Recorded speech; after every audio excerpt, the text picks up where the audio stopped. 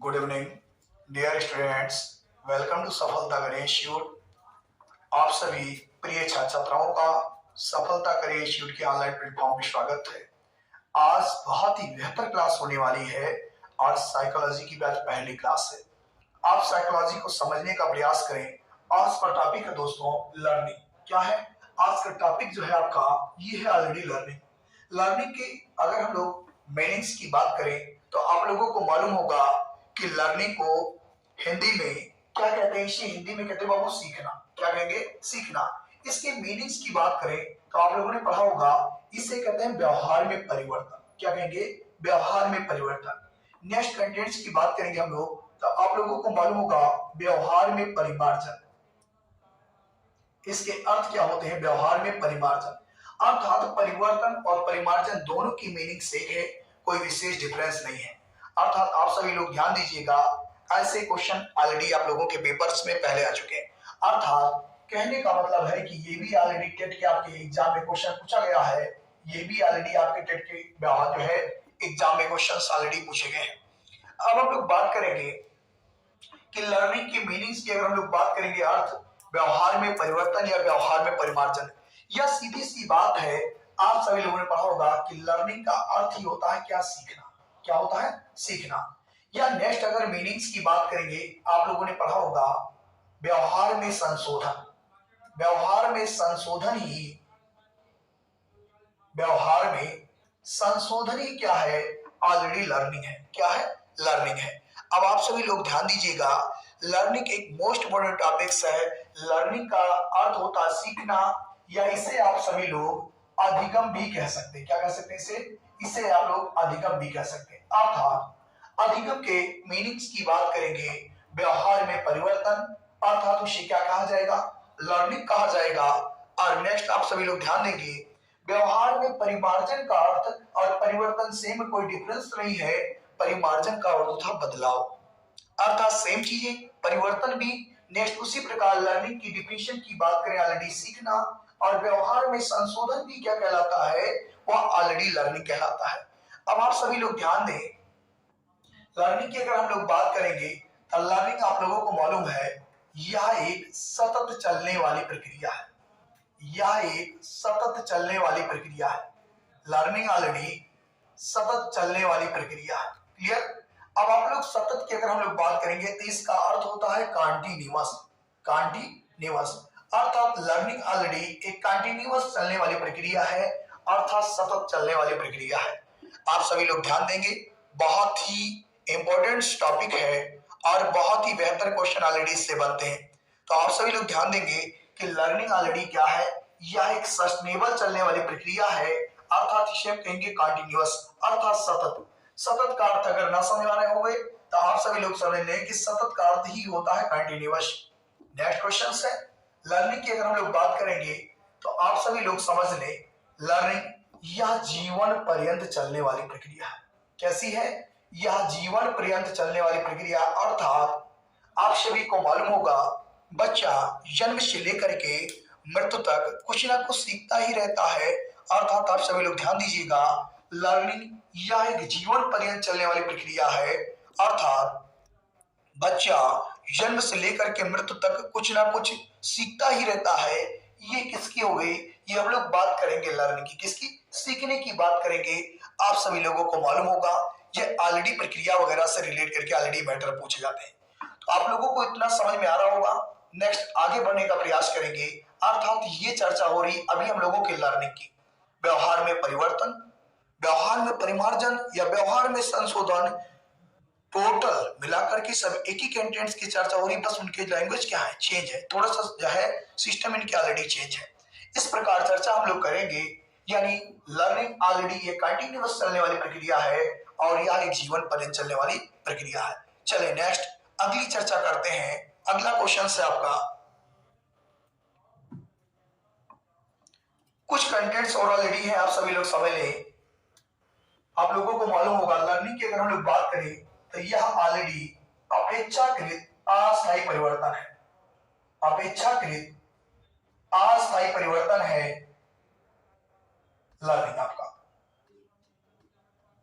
ये अपेक्षाकृत अस्थायी परिवर्तन है और ऑलरेडी आप लोगों को मालूम होगा कि लर्निंग लक्ष्योन्मुखी प्रक्रिया है। कैसी प्रक्रिया ये लक्ष्योन्मुखी प्रक्रिया है। आप सभी लोग ध्यान देंगे ऐसे क्वेश्चंस को। अपेक्षाकृत अस्थायी परिवर्तन है और लक्ष्योन्मुखी प्रक्रिया है। तो इस तरीके आप सभी लोग ध्यान देंगे ऐसे क्वेश्चंस, यानी लर्निंग मोस्ट इंपोर्टेंट टॉपिक्स है, इनको विशेषकर आप सभी लोग ध्यान दीजिएगा, ऐसे क्वेश्चन आने वाले हैं।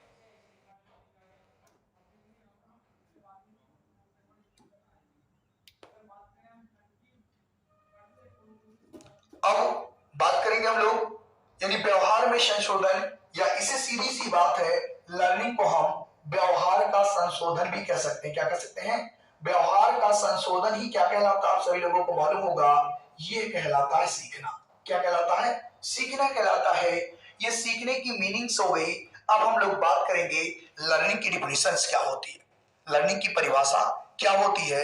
आप सभी लोग ध्यान दीजिएगा, ये थोड़ी बहुत चर्चा होगी कि लर्निंग क्या है, कौन सी प्रक्रिया है, क्या सिस्टम है, क्या मीनिंग्स है, इनके बारे में चर्चा कर लिए। अब आप सभी लोग ध्यान दें कि लर्निंग की डिफिनेशंस, लर्निंग की परिभाषा क्या होगी, आप सभी लोग समझ लेंगे। लर्निंग की अगर सिंपल डिफिनेशन की अगर हम लोग बात करें तो व्यवहार का संशोधन ही लर्निंग है।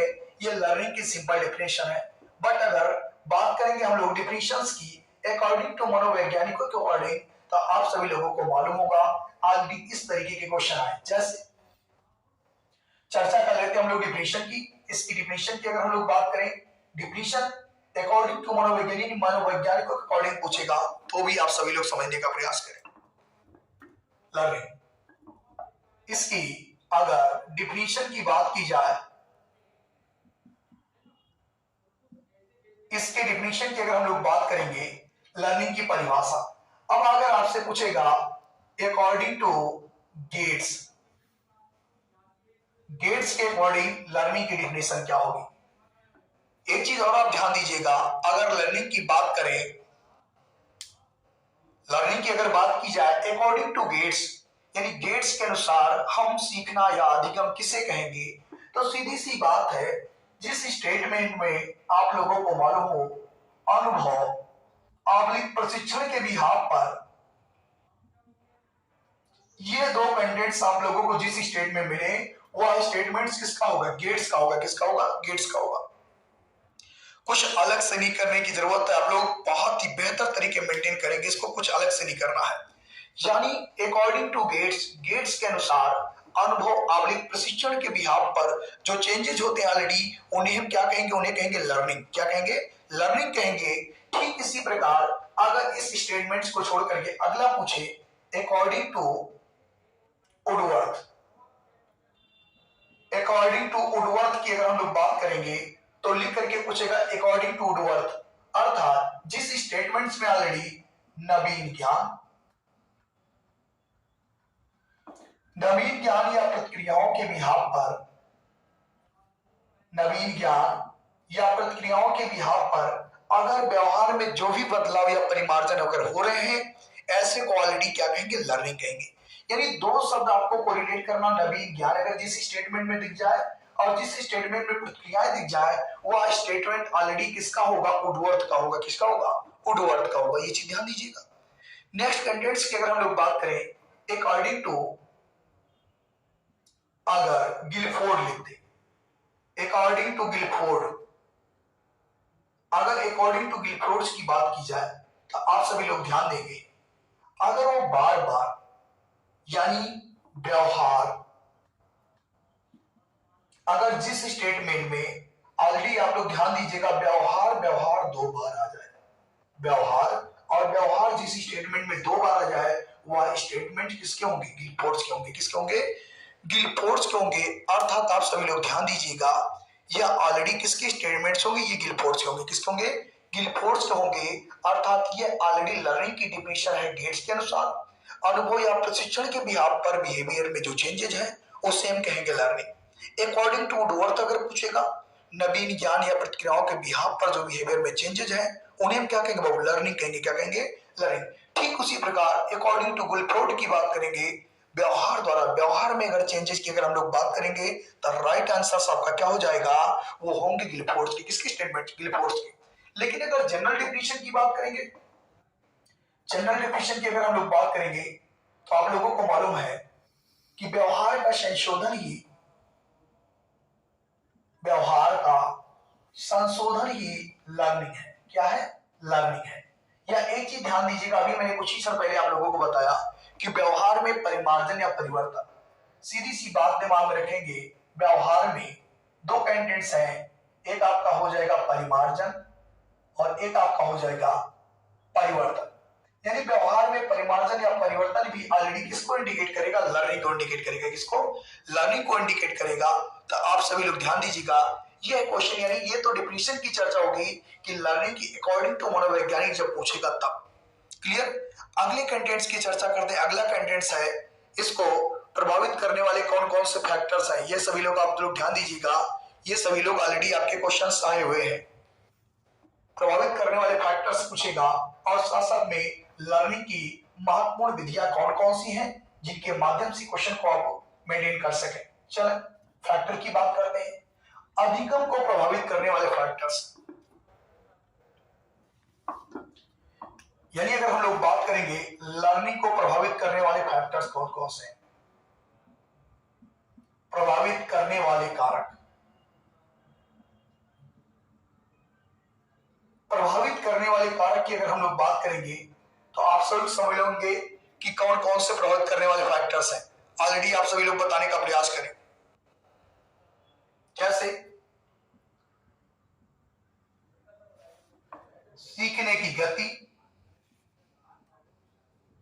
सीखने की गति, नेक्स्ट कंटेंट आपका परिपक्वता,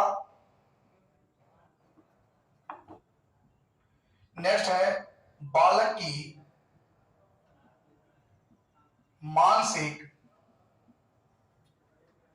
नेक्स्ट है बालक की मानसिक स्थिति, सीखने की गति ऑलरेडी मैच्योरिटी, बालक की मानसिक गति, और इसके अलावा आप लोगों को मालूम है प्रेरणा, प्रेरणा, प्रेरणा को आप सभी लोग समझेंगे, इसे हम कह सकते हैं मोटिवेशन। क्या कहेंगे? इसे हम कहेंगे मोटिवेशन।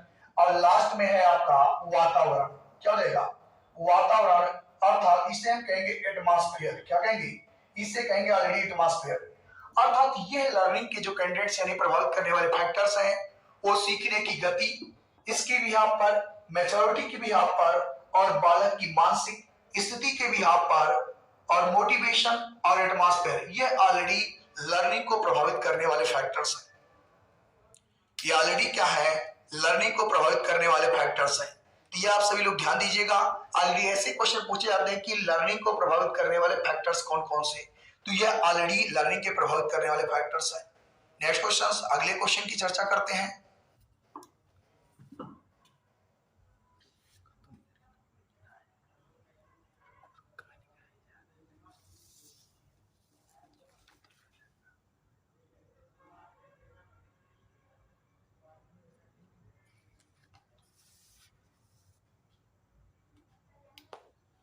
चलें आप सभी लोग ध्यान दीजिएगा, अधिगम की कुछ प्रभावशाली विधियां हैं। अधिगम की अगर हम लोग प्रभावशाली विधियों की बात करेंगे कि प्रभावशाली विधियां कौन कौन सी हैं, तो आप सभी लोग ध्यान दीजिएगा, जो प्रभावशाली विधियां ऑलरेडी, जैसे पहले कैंडिडेट्स की बात करेंगे तो आप लोगों ने पढ़ा होगा करके सीखना, करके सीखना। नेक्स्ट आपने पढ़ा होगा निरीक्षण मेथड, नेक्स्ट आप लोगों ने पढ़ा होगा परीक्षण मेथड। यानी सीधी सी बात करेंगे हम लोग, एक तो आपका हो जाएगा प्रभावित करने वाले फैक्टर्स कौन कौन सी इंपॉर्टेंस हैं, और एक आप लोगों को ध्यान देना है कि प्रभावशाली मेथड्स कौन कौन से, कि अधिगम यानी लर्निंग के कौन कौन से प्रभावशाली मेथड है जिसके माध्यम से हम लोग करके कंटेंट को सीखा जा सकता है, निरीक्षण के माध्यम से, परीक्षण के यानी परीक्षण के माध्यम से, इन माध्यम से ऑलरेडी हम लोग कंटेंट्स को सीख सकते हैं। इस तरीके दो कंटेंट्स और बच रहे हैं, एक आप लोगों ने पढ़ा होगा वाद विवाद द्वारा, वाद विवाद प्रतियोगिता के द्वारा, और एक आपका होगा खेल द्वारा। किसके द्वारा? खेल द्वारा। अर्थात आप सभी लोग ध्यान दीजिएगा, लर्निंग को प्रभावशाली, जो लर्निंग की प्रभावशाली मुख्य विधियां वो कौन कौन सी हैं, यानी करके सीखना और निरीक्षण, नेक्स्ट कंटेंट्स आपका परीक्षण, और नेक्स्ट है ऑलरेडी वाद विवाद, और अगला आपका खेल द्वारा। किस द्वारा? खेल द्वारा। अर्थात अधिगम को प्रभावशाली बनाने वाली जो विधियां ऑलरेडी वो है करके सीखना, नेक्स्ट कंटेंट्स आपका निरीक्षण, नेक्स्ट कंटेंट्स आपका है परीक्षण, और नेक्स्ट कंटेंट्स क्या है वाद विवाद, और नेक्स्ट है खेल द्वारा। अर्थात लर्निंग को खेल विधि द्वारा भी बेहतर किया जा सकता है। इसी प्रकार अगर अधिगम को प्रभावित करने वाले फैक्टर्स की बात करेंगे, सीखने की गति, मैच्योरिटी, बालक की मानसिक स्थिति, मोटिवेशन और ऑलरेडी एटमॉस्फेयर, ये सब चर्चा हम लोगों की किसकी हो गई, ये तो फैक्टर की बात हो गई और प्रभावशाली विधियों की बात हो गई। अब हम लोग नेक्स्ट कंटेंट को समझेंगे। अगला कंटेंट से ऑलरेडी आपका, अगर आपसे पूछेगा कि सीखने के नियम किसने दिए, तो एक एक कंटेंट हम लोग क्लियर करते चलेंगे। सीखने के कंटेंट्स किसने दिए, चले नेक्स्ट अगली बात करेंगे हम लोग लर्निंग यानी सीखने के नियम किसने दिए, इसके बारे में थोड़ी सी चर्चा करते हैं। अगर आपसे पूछेगा अधिगम यानी सीखना, इसके रूल्स की अगर हम लोग बात करेंगे कि सीखने के नियम किसने दिए, तो अर्थात आप सीधी सी बात है कि लर्निंग के नियम किसने दिए, तो आप लोगों को मालूम होगा सीखने के नियम किसने दिए, थॉर्नडाइक ने। किसने दिए, थॉर्नडाइक ने। और थॉर्नडाइक ने सीखने के कितने नियम दिए, आप सभी लोगों को मालूम होगा 2 नियम, एक है मुख्य नियम और एक है आपका ऑलरेडी गौण नियम। क्या नाम है इसका, गौण नियम। अर्थात आप लोगों को मालूम होगा एक प्राइमरी रूल्स है और एक सेकेंडरी रूल्स है। एक प्राइमरी रूल्स है, एक सेकेंडरी रूल्स है। पहले आप सभी लोग ध्यान दीजिएगा, आपसे यही क्वेश्चन पूछेगा कि सीखने के नियम किसने दिए, थॉर्नडाइक ने दिए। मुख्य नियम आपके कितने, आप सभी लोगों को मालूम होगा 3।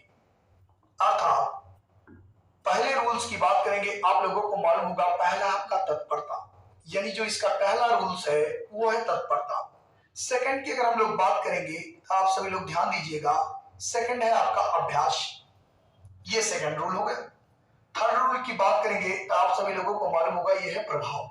क्या हो जाएगा, प्रभाव, ये थर्ड रूल्स है। अर्थात थॉर्नडाइक के सीखने के नियम कितने दिए, मुख्य नियम मोस्ट बड़ा क्वेश्चन है, इसी को प्रथम सोपान, first step, second step, third step लिख करके पूछता है। आप सभी लोग ध्यान दीजिएगा, कहेगा इनमें से सीखने के नियम नहीं है। अर्थात मुख्य नियम की अगर हम लोग बात करेंगे ऑलरेडी कितने नियम है, 3, और गौण की बात करेंगे ऑलरेडी कितने नियम है, 5। जैसे इनका नाम है गौण, वैसे काम भी ऑलरेडी है, ये ऑलरेडी साइलेंट अवस्था में रहते हैं। कैसे अवस्था में रहते हैं, साइलेंट अवस्था में रहते हैं। इस तरीके हम लोग कभी इनको विशेषकर पढ़ाने का प्रयास नहीं करते हैं। समझने के लिए आप समझ सकते हैं कि आपके कौन कौन से नियम गौण वाले हैं। अर्थात आप लोगों को मालूम होना चाहिए, ये गौण नियम की अगर हम लोग बात करें तो आप सभी लोग ध्यान दीजिएगा गौण नियम के बारे में, कितने हैं, टोटल 5। अर्थात पहले समझ लें मुख्य नियम को, इसके मेन रूल्स हैं तत्परता, यानी आप सीधी सी बात समझ के रखें, यदि किसी कार्य को लेकर के अगर आप ऑलरेडी तत्पर हैं तो ऐसे युद्ध को मान चले आप 50% ऑलरेडी जीत चुके हैं। और अगर नेक्स्ट बात करें अभ्यास की, प्रैक्टिस की बात करेंगे, अगर किसी कार्य को लेकर के अगर आपके अंदर तत्परता है तो ऐसे कार्य को करने के बाद आप प्रैक्टिस जरूर करेंगे। आप लोगों ने सुना होगा करत करत अभ्यास ते जड़मत होत सुजान, करत करत अभ्यास ते जड़मत होत सुजान, और रस्सी यावत जात से सिर पर पड़त निशान।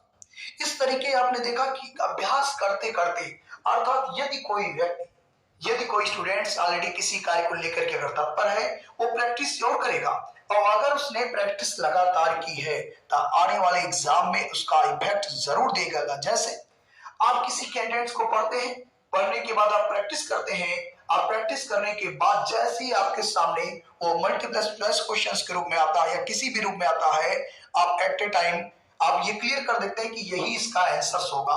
क्या होगा, यही आंसर होगा। अब इनमें से पूछेगा इनमें से कौन सा सीखने का नियम नहीं है, तत्परता, अभ्यास, प्रभाव, बहुवचन क्रिया। अर्थात आप लोगों को मालूम है कि प्राइमरी रूल में आपका बहुवचन क्रिया, सदृशता, ये सब नहीं आते हैं, ये सब ऑलरेडी मूल रहे। अर्थात इसी को पूछा होगा इसमें प्रथम सोपान कौन सा है, इसमें प्रथम सोपान कौन सा, इसमें द्वितीय सोपान कौन सा। अर्थात सीखने के नियम किसने दिए, थॉर्नडाइक ने दिए। कितने दिए, 2। अर्थात एक प्राइमरी एक सेकेंडरी। तो आप लोगों को मालूम है कि प्राइमरी और सेकेंडरी की अगर हम लोग बात करेंगे तो ये ध्यान दीजिएगा तत्परता, अभ्यास और प्रभाव, ये ऑलरेडी प्राइमरी, सेकेंडरी और टर्शियरी है। अब हम लोग गौण नियम की बात करेंगे। गौण ऑलरेडी हम लोग पढ़ाने का भी प्रयास नहीं करते, आप सभी लोग ध्यान दीजिएगा, गौण नियम नहीं पढ़ाया जाता है। अर्थात चले समझ लें, गौण नियम की बात करेंगे। आप लोगों ने पढ़ा होगा बहुवचन क्रिया, बहुवचन क्रिया हुआ आपका, इसी प्रकार आपका सादृश्यता हुआ, नेक्स्ट आपका मनोवृत्ति हुआ। इस प्रकार आप सभी लोग गौण को, साइलेंट नियम को पढ़ने का प्रयास करेंगे। ऑलरेडी जैसे आपका बहु क्रिया हुआ, आपका सादृश्यता हुआ, आपका आंशिक क्रिया हुआ और साहचर्य हुई। अर्थात हम लोग बात करेंगे साहचर्य के रूल हुए, आंशिक क्रिया के रूल हुए। अर्थात यह ऑलरेडी आप लोगों को मालूम होना चाहिए, ये ऑलरेडी जो 5 रूल्स हैं, ये रूल्स है कौन से गौण नियम। अर्थात हमारी सलाह है कि हम लोग इसको फोकस नहीं करते पढ़ने के लिए, अर्थात इस पे इसलिए ग्राफ लगाते हैं। ये क्वेश्चन ऑलरेडी आता रहेगा। 0.1% में इनका ऑप्शन से कि 0.1% में इनके आने की चांस है, अदरवाइज चांस नहीं है। लेकिन ये ऑलरेडी ऐसा क्वेश्चन आपका 100% प्लस से चलता रेगुलर आने वाले क्वेश्चन है। अर्थात आप सभी लोग समझ लीजिएगा, क्वेश्चन को ध्यान दीजिएगा। थर्ड के सीखने के नियम कितने? 2, एक प्राइमरी एक सेकेंडरी।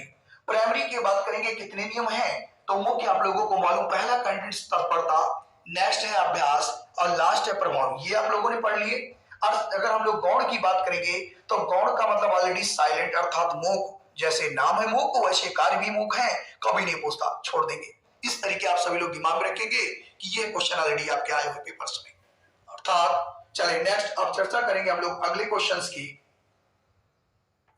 आप सभी लोग ध्यान दीजिएगा। अभ्यास की अगर हम लोग बात करेंगे, इसमें एक क्वेश्चन आता है उपयोग और अनुपयोग का नियम।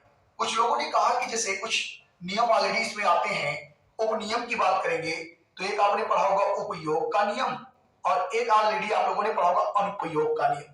तो ये उपयोग अनुपयोग तो ये ऑलरेडी चर्चा में, लेकिन ऐसे कोई क्वेश्चन अभी तक आप लोगों के पेपर में आए नहीं ना। ये ऑलरेडी क्या होंगे, ये होंगे आपके उपनियम। क्या होंगे? उपनियम।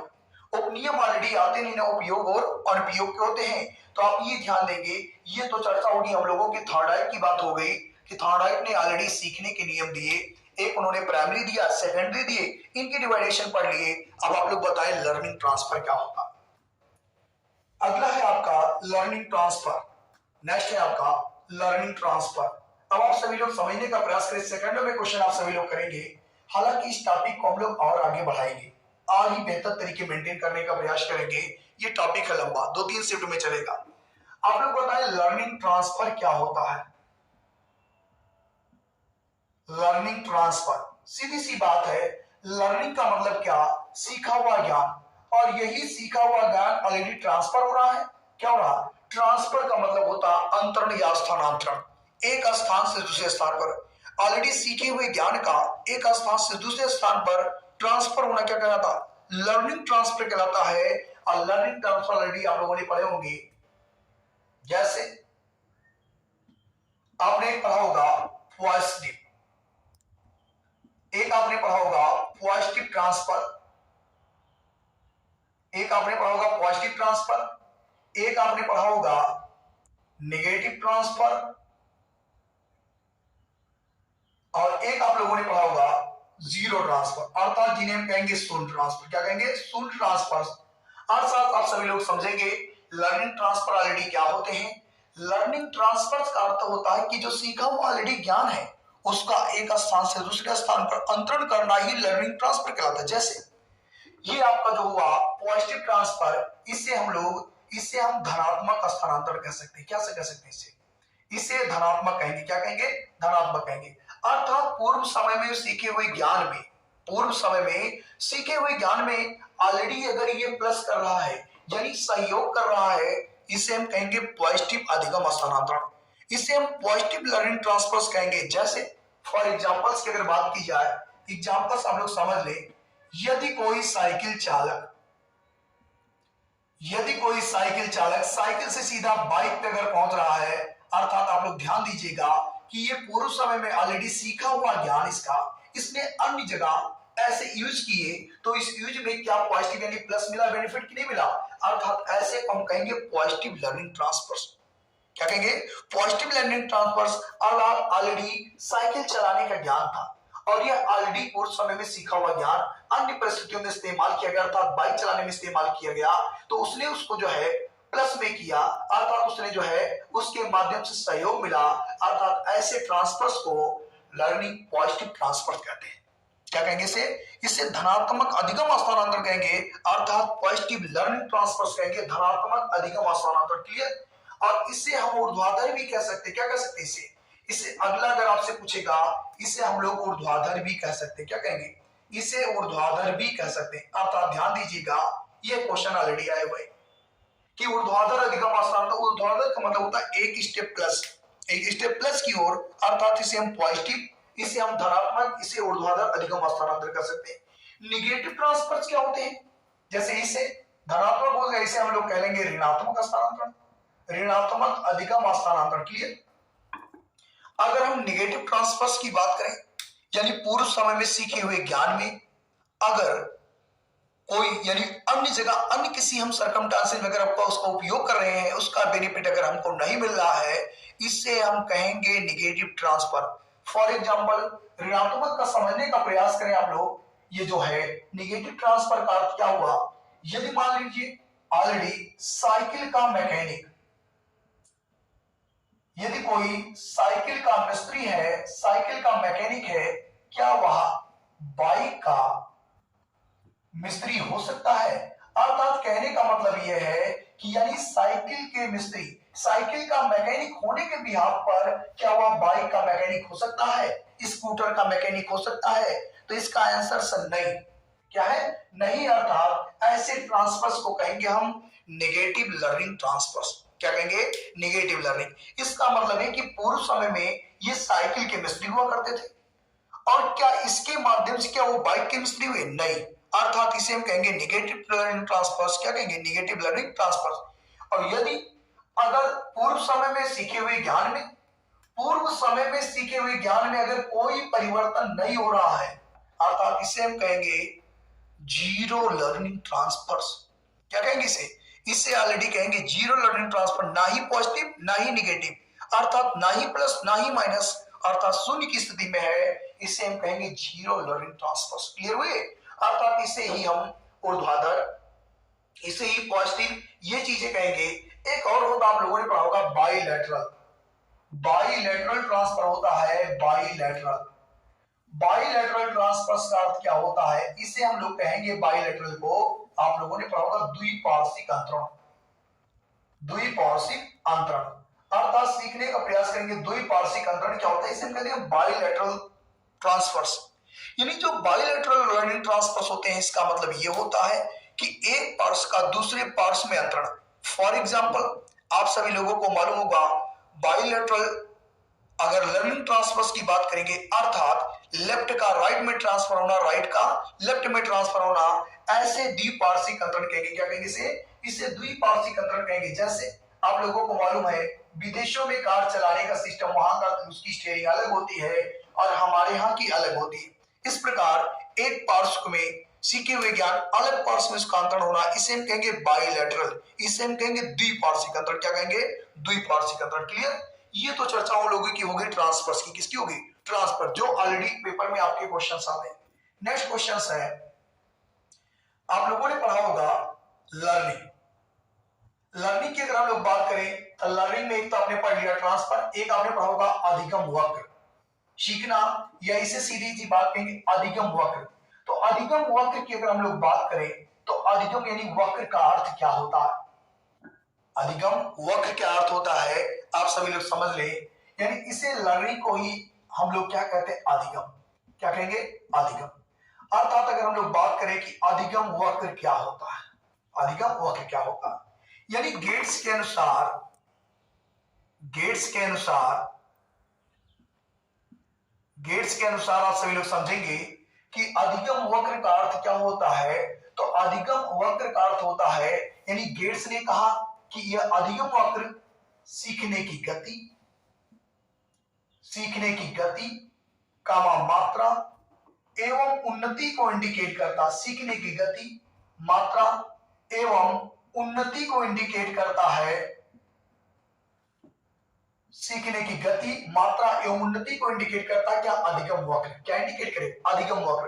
गेट्स ने यही कहा है कि जो अधिगम वक्र होता है ऑलरेडी वो सीखने की गति को इंडिकेट करता है कि वह पॉजिटिव है, नेगेटिव है, या ऑलरेडी पठार बन चुके हैं। इन सबको इंडिकेट करने का कार्य किसका है? ये इंडिकेट कौन करेगा? अधिगम वक्र, लर्निंग वक्र। सीखने की गति, मात्रा एवं उन्नति को इंडिकेट करता है अकॉर्डिंग टू गेट्स। क्लियर? अब आप सभी लोग समझ लें अधिगम वक्र कितने टाइप्स के होते हैं। अधिगम मौखिक की अगर हम लोग बात करेंगे, अधिगम मौखिक के टाइप्स की अगर हम लोग बात करें, आप सभी लोग समझने का प्रयास करें अधिगम मौखिक। जैसे आप लोगों ने पढ़े होंगे अधिगम मौखिक, जैसे आप लोगों ने पढ़ा होगा उन्नतोदर वक्र, उन्नतोदर वक्र। नेक्स्ट पेंडेंट्स आप लोगों ने पढ़ा होगा नतोदर वक्र। नेक्स्ट आप लोगों ने पढ़ा होगा सरल वक्र। नेक्स्ट आप लोगों ने पढ़ा होगा मिश्रित, आप लोगों ने पढ़ा होगा। ठीक इसी प्रकार यही से रिलेट करेंगे तो आप लोगों ने पढ़ा होगा, चले पहले इसको समझ लें आप लोग, सरल मिश्रित ये सब, ये नतोदर, ये क्या होते हैं, ऑलरेडी अधिगम वक्र होते हैं जो सीखने की गति, मात्रा एवं उन्नति को इंडिकेट करते हैं। तो आप लोग ध्यान दीजिएगा उन्नतोदर का अर्थ क्या होता है। उन्नतोदर, उन्नतोदर का मतलब क्या, उन्नतोदर का मतलब यह हुआ कि उन्नति, क्या हुआ, उन्नति, अर्थात उन्नति सीधा उन्नतोदर से रिलेट करिएगा, अर्थात सीखने की गति में पहले क्या, वृद्धि, और धीरे धीरे धीरे धीरे कम, अर्थात इसे हम कहेंगे उन्नतोदर। उन्नतोदर का मतलब कि पहले स्टेप में क्या, उन्नति, क्या हो जाएगी, उन्नति। अर्थात इसके ग्राफ की अगर हम लोग बात करेंगे तो आप सभी लोग समझने का प्रयास करें इसके ग्राफ कैसे बनेंगे।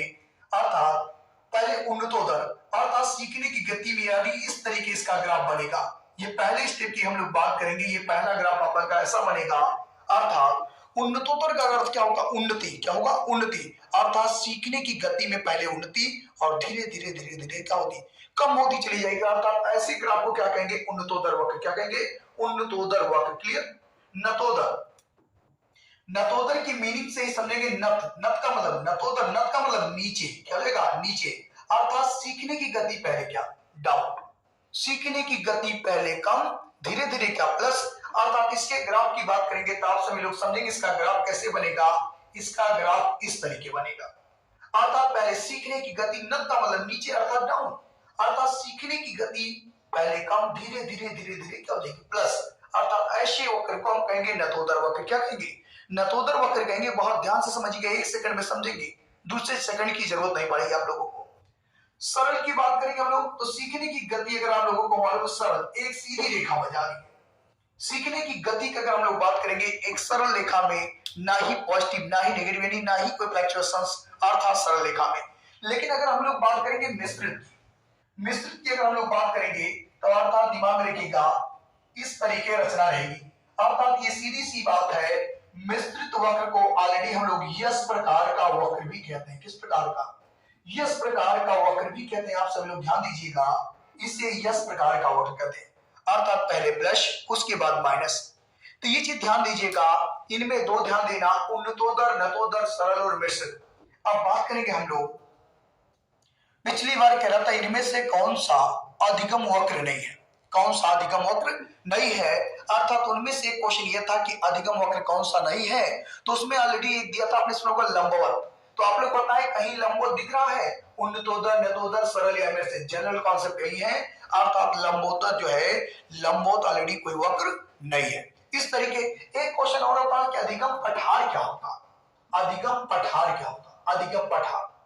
अधिगम पठार की अगर हम लोग बात करेंगे, जैसे सीखने की गति सडनली क्या होगी, ब्रेक लग गई, अर्थात पठार या पर्वत या पहाड़ अगर अवरोध हो गया तो अर्थात धीरे सीधी सी बात समझने का प्रयास करेंगे ऑलरेडी, ये क्या होता है, अधिगम पठार। क्या होता है, अधिगम पठार। अब लास्ट क्वेश्चन की तरफ हम लोग बढ़ेंगे। अगले क्वेश्चन से आपके ये तो चर्चा हम लोगों की ऑलरेडी क्या होगी, अधिगम के वक्र की बात होगी कि उन्नतोदर की क्या डेफिनेशन है, नतोदर की क्या है और सरल की क्या है, मिश्रित किया गया है। अधिगम के पठार की अगर हम लोग बात करेंगे तो सीखने की गति में ऑलरेडी अवरोध और फगमाता, इसे हम सीधी सी बात कहेंगे अधिगम पठार। अब हम लोग चर्चा करेंगे लास्ट में अधिगम विकार क्या होते हैं। अधिगम विकार, अधिगम विकार की अगर हम लोग बात करेंगे तो आप सभी लोगों ने पढ़ा होगा अधिगम विकार के बारे में, या इसे आपने पढ़ा होगा अधिगम अक्षमता। अधिगम अक्षमता, सीधी सी बात समझने का प्रयास करें, अधिगम अक्षमता की मीनिंग क्या होती है। अगर शब्द ऑलरेडी को रिलेट कर लेंगे तो बड़े आसान से, और नहीं तो साइकोलॉजी आप लोगों को मालूम है फिलॉसफी का एक पार्ट है। क्या है, फिलॉसफी का एक पार्ट है, आप क्वेश्चन नहीं मेंटेन कर पाएंगे। अर्थात आप सभी लोग ध्यान दीजिएगा, अधिगम अक्षमता, अधिगम अक्षमता, अधिगम अक्षमता। अब अक्षमता आप लोग बताइएगा कि पॉजिटिव इंडिकेट कर रहा है या नेगेटिव इंडिकेट कर रहा है, तो निकल करके आएगा आपका यह नेगेटिव इंडिकेट कर रहा है। क्या इंडिकेट कर रहा है? नेगेटिव वर्ड्स इंडिकेट कर रहा है। अर्थात अधिगम, अधिगम का मतलब क्या? सीखना, और सीखने में अक्षमता का मतलब क्या? समस्या। अर्थात इसे हम कहेंगे अधिगम अक्षमता। क्या कहेंगे? अधिगम अक्षमता कहेंगे। अर्थात सीखने में, सीखने संबंधी जो समस्या क्रिएट हो रही है उसे हम कहेंगे अधिगम अक्षमता। क्योंकि अगर ये क्षमता का ये पॉजिटिव यानी पॉजिटिव वर्ड ना होकर के नेगेटिव अर्थात किसमें? अधिगम का अर्थ क्या? सीखने, यानी सीखने जैसी संबंधी समस्या चाहे वो किसी भी प्रकार की हो उसे कहेंगे अधिगम अक्षमता। फॉर एग्जाम्पल जैसे आप लोगों ने पढ़ा होगा डिसलेक्सिया, डिसलेक्सिया, या इसे आप लोगों ने पढ़ा होगा एलेक्सिया। क्या हो जाएगा आपका? एलेक्सिया। इस डिसलेक्सिया एलेक्सिया अर्थात आप सीधी सी बात समझ लेंगे कि ये जो ऑलरेडी अधिगम अक्षमता होती है जिसे हम डिसलेक्सिया एलेक्सिया कहते हैं, यानी यह संबंधी जो समस्या होती है ये पठन विकार संबंधी। कैसी? पठन विकार संबंधी जो समस्या होती है या पढ़ने में जो कठिनाई का अनुभव करते हैं, अर्थात वो कौन सी समस्या से ग्रसित रहते हैं? डिसलेक्सिया। अर्थात इन्हें हम कहेंगे एलेक्सिया।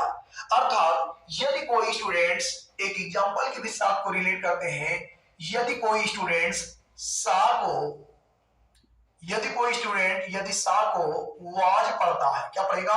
वाज पढ़ता है, ऑलरेडी वो किस प्रकार के जो है अधिगम अक्षमता की कैटेगरी से जो है, यानी अगर पूछेगा आपसे कि यदि कोई स्टूडेंट्स ऑलरेडी सा को वाज पढ़ता है, ये किस प्रकार के विकार से प्रभावित है? अर्थात वो भी राइट आंसर क्या होगा? वो डिसलेक्सिया होगा। क्योंकि क्या कहा जा रहा? पठन संबंधी समस्या, पठन संबंधी समस्या या पठन विकार ऑलरेडी पढ़ने में, अर्थात अगर वो इससे ग्रसित ना होता तो ऑलरेडी सा को वाज वहां ना पढ़ता।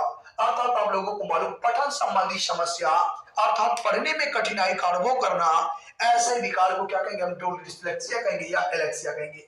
इसी के लिए एक नए शब्द का इस्तेमाल हो गया पठन वैफल्य। एक नया वर्ड आ गया, डिसलेक्सिया को हिंदी में कहेंगे पठन वैफल्य। क्या कहेंगे? इसे हम कहेंगे पठन वैफल्य। अर्थात आपको दिमाग में ध्यान में रखिएगा कि अगर बच्चा पढ़ने में कठिनाई से अनुभव हो रहा है या पढ़ने संबंधी समस्या या पठन विकार जैसी समस्या, अर्थात वो किससे प्रभावित है? डिसलेक्सिया से, या उसी को एलेक्सिया कहेंगे। 100% चांस इस क्वेश्चन के 100+ लगातार कोई ऐसा पेपर नहीं बचा आपका, टेट हो, सीटेट हो, एनी अदर इससे संबंधित रिलेटेड कोई एग्जाम हो, रेगुलर क्वेश्चन आता है डिसलेक्सिया डिसलेक्सिया डिसलेक्सिया। अब क्या हुआ? कॉन्सेप्ट चेंज किया उसने, अब उसकी हिंदी वर्डिंग्स को इस्तेमाल करने का स्टार्ट किया। उसने कहा पठन वैफल्य। फिर भी राइट आंसर्स आपके वही हैं, चाहे वो सा को वाज पढ़े या पठन वैफल्य या पठन विकार या पढ़ने में अक्षमता।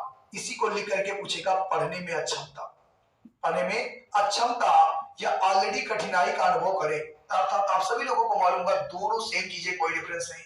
ठीक इसी प्रकार की चर्चा हम लोग करेंगे।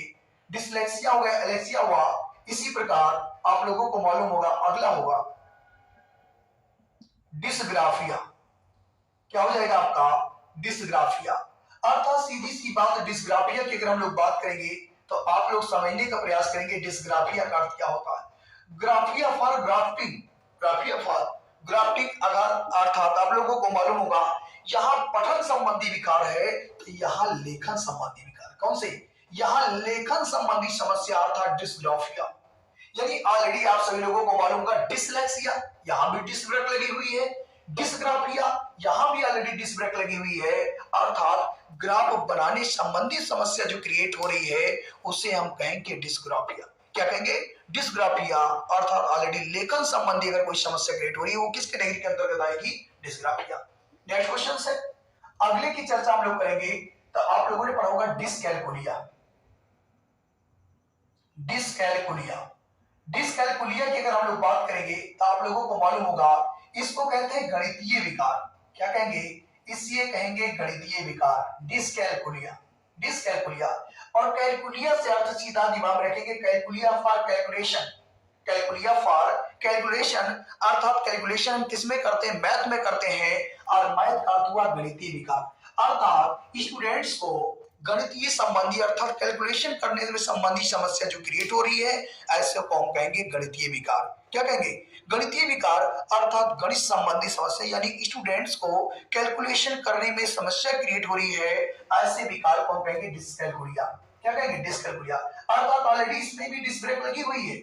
और कैसे ब्रेक लगी हुई है, अर्थात गणित संबंधी समस्या यानी कैलकुलेशन को करने के लिए ऑलरेडी पहले से डिस्क ब्रेक लगी हुई है, अर्थात कैलकुलेशन आप नहीं कर सकते, इस प्रकार इसे कहेंगे डिस्कैलकुलिया। नेक्स्ट है, अगली बात करेंगे डिस्कैलकुलिया के बाद आप लोगों ने पढ़ा होगा, एक है ये हो गया डिस्ग्राफिया, डिसलेक्सिया, और डिस्ग्राफिया के साथ साथ आप लोगों को मालूम है डिस्कैलकुलिया हो गया। अब हम लोग पढ़ेंगे मौखिक संबंधी समस्या, मौखिक संबंधी विकार। आप लोगों ने पढ़ा होगा डिस्प्लेजिया। क्या पढ़ेंगे, डिस्प्लेजिया आप लोगों ने पढ़ा होगा, अर्थात इसे कहेंगे अफेजिया या डिस्प्लेजिया, अफेजिया या डिस्प्लेजिया, अर्थात हिंदी में समझ लें डिस्प्लेजिया या इसे हम कहेंगे अफेजिया। क्या कहेंगे, इसे अफेजिया कहेंगे। अर्थात सीधी सी बात है, यहां भी ऑलरेडी क्या लगी, डिस्क ब्रेक लगी। और डिस्प्लेजिया या अफेजिया का मतलब होता है ये मौखिक संबंधी विकार है। कैसे, मौखिक संबंधी विकार है। अर्थात आप लोगों को मालूम है कि मौखिक संबंधी विकार यानी सीधी सी बात है, अगर ये पूछेगा कि मौखिक संबंधी जो विकार है या मौखिक संबंधी जो समस्या क्रिएट हो रही है वो किस कैटेगरी के अंतर्गत आएगी, तो वो क्या हो जाएगा, ऑलरेडी आपका डिस्प्लेजिया या अफेजिया। क्या हो जाएगा, डिस्प्लेजिया या अफेजिया। तो इस तरीके आप लोग ध्यान दीजिएगा, बहुत ही सिंपल चीज है, कुछ अलग से नहीं करना है, केवल इसकी वर्डिंग्स को समझना है। केवल एक सिंपल वर्ड्स को अगर समझ पा गए आप आराम से क्लियर कर ले जाएंगे क्वेश्चन को। अगर नहीं समझ पाए तो समस्या ही समस्या है। अर्थात दिमाग में रखिए कि मौखिक संबंधी समस्या, मौखिक संबंधी ऑलरेडी विकार होने से संबंध डिस्प्लेजिया या अफेजिया। Thank you. आज के सेशन में, आज के क्लास में इतना ही। आप सभी लोगों को बेहतर अगर क्लास लगेगी तो आप लोग कमेंट जरूर करिएगा। और फिर पुनः अभी ये हमारा लर्निंग पार्ट फर्स्ट है और लर्निंग पार्ट सेकंड लेकर के आएंगे। अर्थात ध्यान दीजिएगा, ये लर्निंग का जो टॉपिक चला है पार्ट फर्स्ट है, अभी सेकंड पार्ट भी आने वाला है। और आप सभी लोग अपना प्यार, स्नेह, आशीर्वाद संसार पर बनाए रहे। Thank you. आज के लिए इस वीडियो में इतना ही।